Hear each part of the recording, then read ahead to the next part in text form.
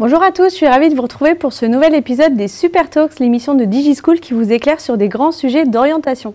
Alors aujourd'hui, on va faire un zoom sur les métiers du design, sujet très large. De quel métier on parle, dans quel domaine on retrouve justement ces métiers, quelles sont les entreprises qui recrutent, quels sont les profils qui sont recherchés justement par ces entreprises et comment on se forme tout simplement aux différentes formes du design. Pour répondre à toutes ces questions, je suis accompagnée de Bérangère d'Astarac. Bonjour. Bonjour Bérangère, vous allez bien? Ça va et vous? Merci. Ça va très bien, merci. Vous êtes la directrice d'Effets Studio Créa et de Effets Photographie. Et également avec nous, Clara de Freitas. Clara, comment allez-vous? Ça va et vous? Ça va très bien, merci. Clara, vous êtes la chargée des relations entreprises également au sein d'Effets Studio Créa. Merci déjà de m'accueillir dans vos locaux, ici à Paris, dans le 11e. On est en totale immersion. Donc, c'est parti, on va parler justement des métiers du design. Si vous avez des commentaires, des questions au sujet de cette émission, n'hésitez pas à les poser et à nous laisser votre petit commentaire, vos petites réactions. On y répondra avec plaisir. Bérangère, pour commencer cette émission, je vais me tourner vers vous pour poser le cadre. Le design, c'est quoi? Et surtout, ça s'applique à quel domaine? Parce que c'est hyper large. Alors c'est hyper large. Si on doit définir le design, on va avoir une définition qui est peut-être un petit peu rude.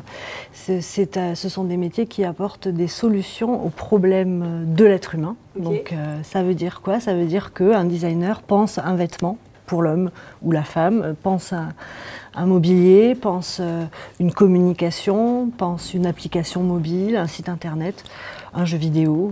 Ce sont des domaines très vastes. Très vastes, effectivement. Et un designer en 2024, ça a quoi comme nouvelle compétence, ça a quoi comme nouvelle vision? Alors en 2024, un designer doit s'attacher à mettre l'être humain au centre de sa réflexion. Et aussi le digital, puisqu'on est vraiment aujourd'hui sur des métiers qui se sont déportés beaucoup sur l'usage digital. Donc l'intelligence artificielle, la réalité augmentée amènent beaucoup de nouvelles compétences au designer et il doit être pluridisciplinaire et être capable de résoudre plein de problèmes. Plein de problèmes. Alors, en préparant cette émission, on a eu un échange qui a été hyper intéressant, donc je vais me permettre de vous poser la question. Le design, ça reste un domaine très créatif, évidemment. Quand on est jeune, qu'on a 18-20 ans, qu'on aime dessiner, qu'on aime faire des maquettes, qu'on aime faire du collage, on se dit, bon, quel sera mon métier plus tard, dans quel justement domaine d'application je vais pouvoir me retrouver. Quel est le chemin justement de cette réflexion pour un jeune qui a une appétence pour finalement les arts créatifs, pour se dire, je vais aller faire du design. Quand on en discutait justement pour préparer cette émission, on se dit toujours, c'est plus facile de se dire, j'aime les animaux, je veux devenir vétérinaire. C'est assez simple. Mais justement, dans cette variété d'arts appliqués, comment un jeune, à cet âge-là, en sortie de lycée, début d'études sup, on peut justement se diriger vers les domaines de formation que vous proposez? Alors effectivement, on recrute beaucoup d'étudiants qui ont une appétence pour les arts et par contre, nous ne sommes pas une école d'art, nous sommes effectivement une école d'art appliqué. Alors c'est quoi la différence? Est-ce que vous pouvez nous le dire? Oui. Alors dans une école d'art, comme les Beaux-Arts par exemple, on va pratiquer des disciplines artistiques et plastiques dans un objectif de créer, de faire avancer la création, mais de façon très libre. Alors que dans les métiers des arts appliqués, on sert un client. Donc toutes les disciplines artistiques vont avoir pour objectif de rendre esthétiques les productions qui sont faites, mais avant tout, on va penser à la fonction. La fonction d'un objet, la fonction d'un espace, la fonction d'une communication, et ensuite la rendre esthétique pour qu'elle soit plaisante, attractive. Ouais. Et c'est là que les compétences artistiques ou l'appétence artistique des jeunes rentrent en ligne de compte, puisque notre métier, c'est de transformer cette appétence-là en un métier. En règle générale, c'est quoi le profil, et ça je vais me tourner vers vous Clara, le profil des entreprises, des structures, des institutions qui recherchent des talents designers? Alors effectivement, au niveau du métier designer, c'est un métier où il y a toujours besoin d'un designer dans n'importe quelle entreprise. Donc nous, on va travailler avec mes étudiants actuels. Ils peuvent être dans des grandes maisons de luxe, donc par exemple Christian Dior, Louis Vuitton, Hermès, donc il y en a qui sont en alternance, mais aussi du côté architecture, donc il y a vraiment des deux côtés du design. Donc ça va du designer graphique jusqu'au design d'espace, designer de tout ce qui est merchandising, PLV, tout ça. On va aussi travailler avec des grandes structures comme la RATP, SNCF, mais aussi des plus petites sociétés, donc des startups ou des PME. Nous, on ne s'arrête pas forcément à la renommée d'une société. Nous, on va vraiment essayer de comprendre ce que l'étudiant souhaite et comment on va pouvoir l'accompagner pour pouvoir l'amener dans l'entreprise où il souhaite faire son alternance. Est-ce que, et ça peut peut-être faire partie des idées reçues qu'on peut avoir quand on parle des métiers du design et donc en règle générale des métiers un peu artistiques, est-ce que tout se passe à Paris? Moi, je dirais que non. Une grande partie, oui, puisque c'est quand même la capitale de l'emploi où il y a énormément de boulot, mais du travail, il y en a partout. Donc non, pour moi, ça va au-delà. Ça va national, international. On va vraiment chercher plus loin. Bah justement, allez-y. Oui, en fait, si je peux rebondir, il y a tout un tas de métiers justement dans le design digital qui permettent même aux futurs designers de s'installer en freelance, de travailler remote, tout ce qui est UX design, design d'expérience, UI design, design d'interface. Donc ça fait partie des métiers du web par exemple. Il y a tout un tas de designers qui sont dans des villages dans le sud de la France et qui travaillent remote pour des entreprises américaines, par exemple. Dans le jeu vidéo également, en game designer, ça peut. Vous parliez justement, Clara, de l'international. Est-ce qu'il serait facile de trouver du travail à l'étranger? Alors facile, pour moi, si on se donne les moyens, on trouve. Après, forcément, il faut en avoir envie. Mais oui, après, sur le CV, c'est toujours une expérience incroyable. Je pense que tant au niveau personnel que professionnel. Donc oui, moi, j'encourage les étudiants, même à faire, s'ils le souhaitent, des années de césure entre le bachelor et le master, aller se former à l'international pour apprendre une autre langue et pour être encore plus performant pour venir en master et pourquoi pas avoir une alternance encore plus grosse que ce qu'ils avaient avant et d'être embauchés à la suite directement. Vous parlez justement des bachelors et des masters. Pareil, la transition, elle est toute faite. Justement, dans votre école, à EFET Studio Créa, quels sont les parcours que vous allez proposer justement à vos étudiants pour s'ouvrir à ces différentes spécialisations dans le design? C'est quoi les formations finalement qu'on peut faire chez vous? Alors nous avons un bachelor de design graphique et ensuite un master de design graphique et un bachelor d'architecture d'intérieur et un master de design et architecture d'intérieur. Donc le bac+3 prépare les étudiants à devenir professionnels dans ces métiers et le master leur permet de se perfectionner, de devenir beaucoup plus performants et aussi, c'est l'avantage d'avoir un bac+5 plutôt qu'un bac+3, de prétendre à des métiers plus avancés lorsqu'ils sortent de l'école et aussi d'avoir des négociations salariales supérieures dans leur carrière. Et c'est vrai, mais ça Est-ce qu'on peut quand même dire qu'en sortant d'un bac+3, justement, on est technicien ou pas du tout? Par rapport à le fait qu'on maîtrise techniquement les bases de sa spécialisation et qu'après, éventuellement, ça n'empêche absolument pas de faire une poursuite d'études, mais qu'il y a ces compétences qui sont sûrement justement recherchées par les recruteurs, d'avoir des gens qui savent faire un peu de leurs mains, qui connaissent... Oui. Ils sont techniciens, ils vont peut-être faire des métiers un petit peu moins intéressants au début. Ils peuvent arriver tout à fait au même endroit dans leur carrière que des gens qui ont fait des masters. Cependant, ça va vouloir dire qu'ils rentreront par la petite porte et qu'ils vont devoir faire leur classe et monter en compétences dans le milieu du travail plutôt qu'un accompagnement avec des études. Oui, d'accord. Donc vous conseilleriez quand même pour faire le cursus en entier, le bac+5 reste quand même un parcours quand même plus à privilégier? Même si vous ne fermez pas du tout la porte au bac+3, attention, ce n'est pas du tout ce qu'on est en train de dire. Non. Mais que dans ce milieu-là, c'est quand même bien d'avoir fait un cursus en 5 ans.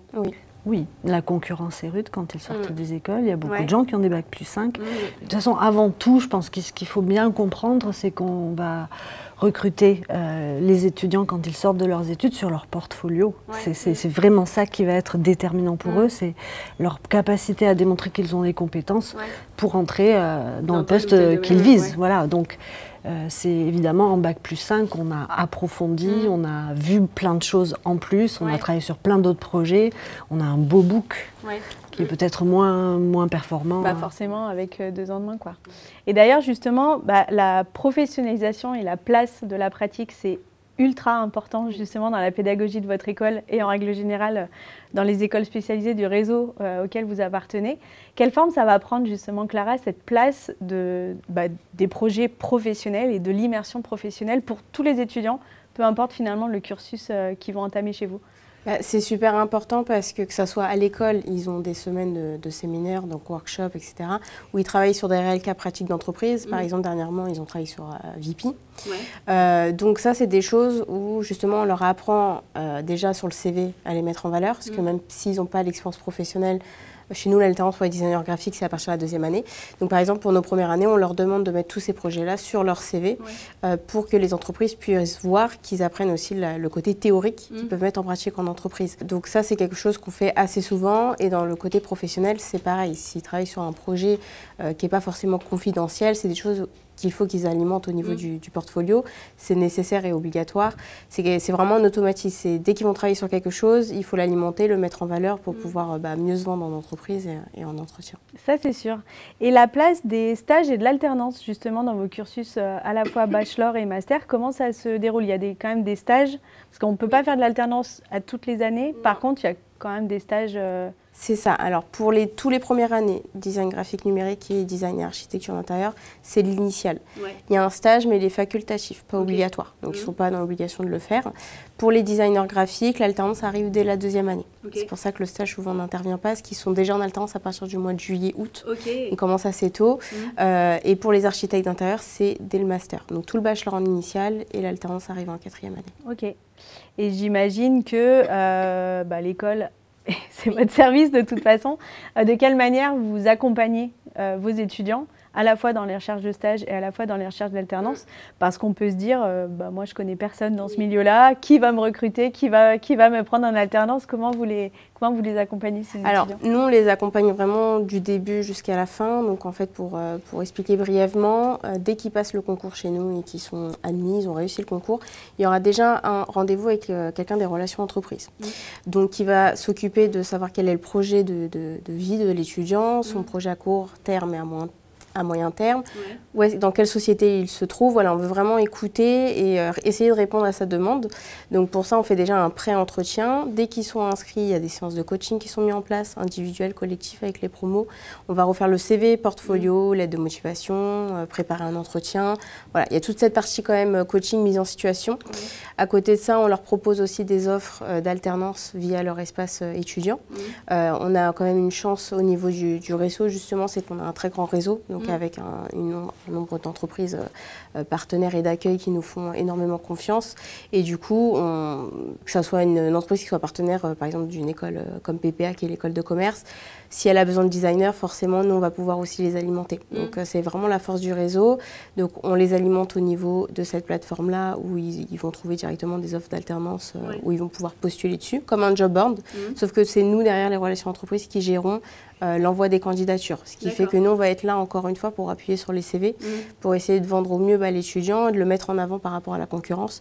Parce qu'on ne va pas envoyer 100 CV, c'est vraiment 10 CV maximum qui sont sélectionnés pour que vraiment leur CV soit lui regardé. Aujourd'hui, on sait qu'un recruteur, en 10 secondes, ici, s'il appelle ou pas le candidat. Donc déjà, c'est un gros travail, la correction de CV. Je prends énormément de temps. Si on doit le corriger 30 fois, on le fera. Mais c'est important qu'il soit vraiment nickel, c'est leur vitrine. Donc il y a toute cette partie-là. Et on fait aussi des événements de recrutement, tout ce qui est speed meeting au recrutement dédié. Donc les entreprises viennent passer des entretiens avec nos étudiants dans les locaux directement. Ouais, pour venir chercher tel ou tel profil. Et parce que vous connaissez bien vos étudiants et parce que vous prenez le temps d'échanger avec eux, vous êtes en mesure de faire matcher aussi les bons profils. On reviendra sur la professionnalisation sur un autre aspect, mais ce qui est aussi caractéristique de la pédagogie mise en place par cette école, c'est que justement, donc, vos étudiants vont pouvoir travailler avec des étudiants d'autres écoles pour justement mutualiser des compétences. Vous pouvez nous en parler un petit peu de ça et nous donner peut-être des exemples de projets qui ont été menés pour pouvoir ouvrir la diversité des projets et des mises en situation pour vos étudiants? Alors oui, effectivement, on a pour projet cette année, par exemple, en design graphique, de faire un partenariat avec Modart et l'ISFJ, qui est l'école de journalisme. Excusez-moi, je suis encore un peu novice dans les terminologies. Donc, et nous allons créer un magazine. Donc, nos étudiants vont mettre en page le magazine. Avec Modart, nous allons prendre en photo, en partenariat avec les faits de photo, les réalisations des designers de mode et ensuite créer des articles avec les journalistes pour créer un vrai magazine sur une semaine. Donc une vraie synergie de compétences et une mise en situation qu'on ne pourrait peut-être pas retrouver dans un stage ou une alternance. Donc ça permet vraiment de voir la diversité des débouchés. Et c'est ça justement le petit point sur lequel je voulais insister un peu, c'est justement est-ce que vous avez des intitulés de postes, ou enfin les postes justement, vers lesquels on va déboucher après les bachelors, après les masters dans vos deux cursus, pour rendre la chose vraiment la plus concrète possible. Après, sur votre cursus en architecture, par exemple. Ça va être des architectes d'intérieur, ça va être des décorateurs, décoratrices d'intérieur, des designers d'espace. Voilà, c'est assez large. Après, pour la plupart, ils vont surtout s'orienter vers l'architecture d'intérieur. Okay. Mais ça peut être aussi tout ce qui est bureau d'études, dessinateur, projeteur, responsable au bureau d'études. Tout ça, ça fonctionne, scénographe, voilà. C'est vraiment assez large. Au niveau du design graphique, on va être sur des designers graphiques, des directeurs artistiques, motion designer, designer UI, UX. Donc là aussi, le panel, il est... Web designer, enfin, tous les métiers qui font de l'image et de la communication par l'image, oui. À l'école aussi, vous avez tout un Fab Lab, de ce qu'on m'a dit, parce que justement, on manipule, on a besoin de... C'est quand même une vraie valeur ajoutée, ça, pour les étudiants, d'avoir cet espace de création au sein de leur établissement. Oui, il est davantage dédié à la filière design et architecture d'intérieur, mais ça leur permet d'imprimer en 3D des prototypes, des maquettes, de faire de la découpe laser. Ils ont aussi tout un tas d'outils type scie circulaire, etc. Donc un petit peu plus dangereux à manipuler, n'est-ce pas? Mais voilà, on a aussi un grand traceur qui nous permet d'imprimer en très large et en très grand les travaux des étudiants, les plans. Voilà. Donc ultra équipé en plus. Est-ce que pour votre rentrée prochaine, mon petit doigt me dit que vous avez un peu des nouveautés justement dans les programmes qui seront proposés pour la rentrée 2024. Vous pouvez nous en dire un peu plus? En effet, nous avons 2 programmes qui vont ouvrir en plus du programme de design, architecture d'intérieur et design graphique et digital, n'est-ce pas? Nous avons un programme qui s'appelle le Design Project Programme qui va permettre aux étudiants en première année de tester, entre guillemets, plusieurs filières dans plusieurs écoles du groupe, qui sont des filières de création. Donc, ici, à Effet de Studio Créa, ils vont suivre nos formations en design graphique, en design et architecture d'intérieur. Ils vont pouvoir aller suivre un mois de cours à Effet de photographie pour expérimenter un peu le cursus de cette école-là. Ensuite, il y a la filière jeux vidéo, donc à l'ICANN. Ensuite, il y a à l'ISIS, la filière audiovisuelle. Donc, ils vont aussi pouvoir voir un petit peu si ça familiariser un peu avec ce domaine-là. Voilà, et en dernier lieu, le UML qui est une école de marketing du luxe où ils vont pouvoir faire du merchandising. Et à l'issue de cette année, ils pourront choisir leur filière de prédilection, on va dire, et s'orienter en fonction. Ça permet de toucher un peu à tout, c'est quand même une belle opportunité. Et il y en a un deuxième? Il y en a un deuxième, c'est un master. Alors cette fois-ci, il peut être choisi à partir d'un bac plus 3, donc il faut avoir déjà validé un bachelor. Et donc il s'oriente en partenariat avec l'ICANN, qui est une école de jeux vidéo, plutôt vers les métiers de level designer ou d'architecte de jeux vidéo, dans le jeu vidéo ou dans les nouvelles technologies virtuelles, donc architecte virtuel entre guillemets, en lien avec le métaverse, avec la réalité augmentée, la réalité virtuelle. Ces fameuses nouvelles technologies dont on parlait tout à l'heure. Ce qui est important de préciser, c'est que toutes les formations que vous proposez sont reconnues et enregistrées au répertoire national des compétences. Donc, ça veut dire aussi, et parce que de nombreux de vos intervenants sont des pros, donc déjà dans des structures, ils connaissent leur métier, ils connaissent le terrain et surtout ils connaissent les attentes.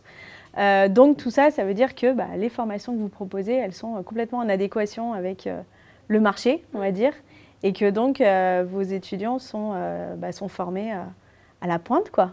C'est au moins quand ils sortent de l'école, ils savent, voilà, il n'y a pas de décalage. On connaît les nouvelles technologies, on sait comment s'adapter, les nouvelles manières de fonctionner. Donc ça, c'est quand même plutôt sympa. Comment on fait pour rentrer chez vous? Comment on fait pour candidater? Sur concours. Concours, donc il faut s'inscrire directement sur le site internet ou appeler l'école si besoin d'informations ou qu'on l'aide pour pouvoir s'inscrire. Donc sur le site internet, il y a directement candidature en ligne, il faut juste remplir un petit formulaire et ensuite les admissions prennent en charge le dossier, contactera les étudiants pour pouvoir leur proposer au mieux, enfin ils choisissaient ça, déjà leur date de concours, mais s'il y a besoin de changer, c'est toujours possible. Ouais. C'est une partie écrite QCM, donc sous forme de QCM, et ensuite un entretien individuel de motivation avec présentation de portfolio obligatoire dès la 2e année pour toutes les filières. J'allais vous demander, est-ce que dès la première année, oh là là, si j'ai rien à montrer, est-ce que j'ai quand même mes chances? C'est toujours un plus de montrer quelque chose, forcément, mais on ne le demande pas en première année. On sait qu'on est là justement pour les accompagner. Donc à ce niveau-là, il n'y a pas de souci. C'est vraiment dès la 2e année, par contre, c'est obligatoire. Ok. Et vous parlez de petits tests QCM, ça porte sur quoi? Culture générale, logique, anglais, français et sur la filière qu'on choisit. Donc soit design graphique numérique, soit design et architecture d'intérieur. D'accord. Vous avez aussi parlé d'un entretien. Ce serait quoi votre... les candidats pourraient vous retrouver en jury d'entretien ou... Parfois, j'en fais, oui, bien sûr. Qu'est-ce qui pourrait vous taper dans l'œil, Bérangère, devant un candidat? Alors pour moi, je vais essayer de déceler évidemment la motivation. Ça, c'est la première chose. Mais aussi et surtout la curiosité. C'est-à-dire que je vais chercher des profils qui portent déjà un regard sur le monde un petit peu atypique, qui ont envie de tout savoir et de tout connaître, parce qu'en fait, on ne peut pas être... Nous, on est vraiment au cœur de l'humain et on doit s'intéresser à tout pour pouvoir être un bon designer. Retenez le conseil. Et pour vous, Clara, ce serait quoi un petit élément qui Pareil, je pense le plus important, ça reste la motivation et après le regard aussi du portfolio, c'est important. Moi, je parle au niveau relations entreprises beaucoup. Je me mets à la place d'un recruteur, c'est la chose qu'on va regarder. Ça parle directement parce que c'est quelque chose qu'il a fait, donc c'est un sujet qui est concret. Donc vraiment, le portfolio, pour moi, voilà, il faut qu'il soit beau, épuré, et ça ne sert à rien de montrer 10 000 projets. Il vaut mieux en montrer 2-3, mais qui soient vraiment expliqués de A à Z et qu'on le comprenne bien, qui soient beaux et bien expliqués. Et pour moi, c'est ça le plus important. Ouais. Donc les candidatures, c'est maintenant. Effectivement, c'est très simple parce que ça se passe en ligne. Pour les candidats qui viennent juste après le bac, il n'y a pas besoin de passer par Parcoursup? Non. Donc ça veut dire que une fois qu'on a passé son concours, on a finalement sa réponse d'admission sous combien de temps à peu près? 5-7 jours. On essaye d'être assez réactif quand même sur le sujet, mais effectivement c'est assez rapide, surtout que le concours est valable 1 an. Donc c'est-à-dire par exemple un lycéen qui est en terminale peut le passer dès maintenant pour intégrer l'école l'année prochaine. Et au moins il est débarrassé de ça. Il sait qu'il peut se concentrer sur la fin de son année de lycée et intégrer plus sereinement l'école. Et en même temps, pour ceux qui feraient des admissions parallèles, ne pas trop tarder, parce que s'il y a justement alternance à la clé, il faut le temps de la chercher. Exactement. Cette alternance. C'est ça, il faut le temps, il faut le préparer, c'est un investissement sur le long terme. C'est un travail à faire à deux, c'est ce que je dis à mes étudiants, c'est un travail d'équipe qu'on fait ensemble, mais on ne peut pas le commencer trop tard non plus. Le marché est là, la concurrence est là, donc il faut qu'on essaie d'être le plus réactif possible. Elle est un peu large ma question, mais est-ce que vous avez un profil type de candidat ? Si par exemple on pense à la nouvelle configuration du bac avec des spécialités à choisir, est-ce que si demain j'ai pas fait art, est-ce que c'est grave? Ah non. Mais c'est tous ces gens-là qu'il faut le dire. Mais pas du tout, non, vraiment pas. Non, en fait, on ne peut pas attendre. Enfin, d'abord, il y a plein de lycées qui ne proposent pas ces options-là. Ensuite, non, nous, on va chercher une ouverture d'esprit, un regard sur le monde, plutôt que vraiment... Un profil académique. Un profil académique, oui. Ok, ça, je pense, il faut, le dire pour quand même rassurer des candidats et dire à ceux qui seraient intéressés parce que petite patte un peu créative, on a envie de se lancer là-dedans, ce n'est pas rédhibitoire en tout cas. Tout le monde peut y arriver, c'est ça. Et justement, alors ça c'est le message qu'on passe tout le temps, dans toutes nos émissions, il faut venir vous voir en JPO. Oui. Vous en organisez très régulièrement, tous les mois quasiment. À peu près, oui. Ouais. Donc c'est l'occasion de venir vous rencontrer, c'est l'occasion de venir rencontrer des étudiants qui sont déjà dans les filières. Surtout. Surtout, des anciens peut-être, qui seraient là pour justement parler des débouchés. Donc pas hésiter, on vous mettra le lien et les dates justement des JPO, parce que c'est un des meilleurs moments justement pour pouvoir venir poser toutes ces questions et savoir un peu si on est si l'école peut nous correspondre, et visiter les campus. Parce que vous en avez un à Paris, mais Effet Studio Créa n'est pas que à Paris, vous avez aussi des campus en région.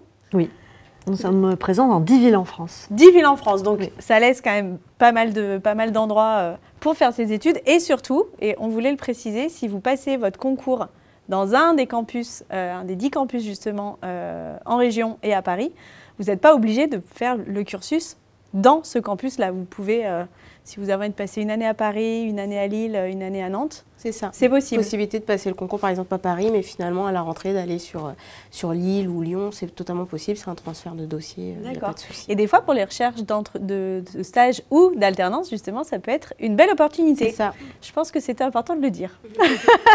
Tout à fait. Eh bien écoutez, est-ce que vous auriez un petit mot de la fin pour conclure cet échange et puis surtout peut-être pour un petit mot à tous ceux qui vont nous regarder et qui préparent leur orientation pour l'an prochain?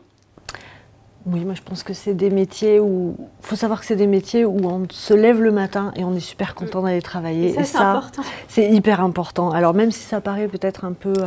ça peut faire peur, les parents ont parfois peur que ce soit des métiers un petit peu en marge. En fait, le design est partout et ce sont des métiers qui font plaisir. Et ça, c'est important. Et vous, Clara? Bah pareil, donc j'appuie bien évidemment ce que dit Bérangère, mais voilà, surtout n'hésitez pas à venir nous voir, JPO, à nous appeler si vous avez des questions, on sera là pour répondre à toutes vos questions et au plaisir de vous revoir au sein de l'Effet Studio Créa. Écoutez, merci à toutes les deux pour vos conseils, pour votre expertise dans ce domaine-là. N'hésitez pas à liker, commenter, partager cette vidéo et surtout à la pousser à vos amis si c'est un sujet qui peut les intéresser. Et nous, on se retrouve la semaine prochaine pour une nouvelle thématique. Merci encore à vous pour votre accueil et puis à bientôt. Merci. Au revoir. Au revoir.